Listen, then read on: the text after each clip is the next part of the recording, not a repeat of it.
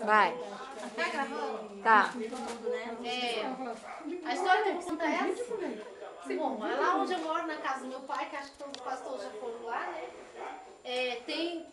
Lá o quintal é todo de barro, né? Naquela época era todo de barro. Ainda tem ainda uma parte de barro.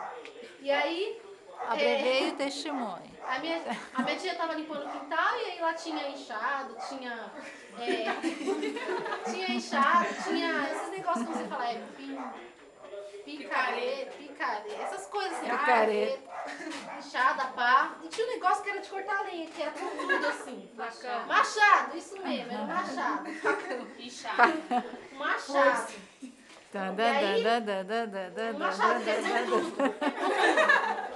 E aí eu peguei ele e comecei a brincar de rodar assim, né?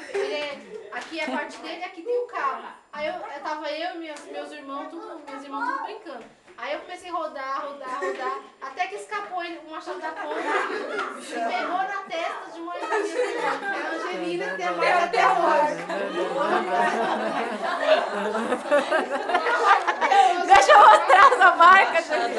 E até hoje eu me lembro que essa foi a maior surra que eu tomei. Por causa do machado na cabeça de Deus. Foi a maior surra que eu já tomei na minha vida. Eu apanhei tanto. Apanhei tanto.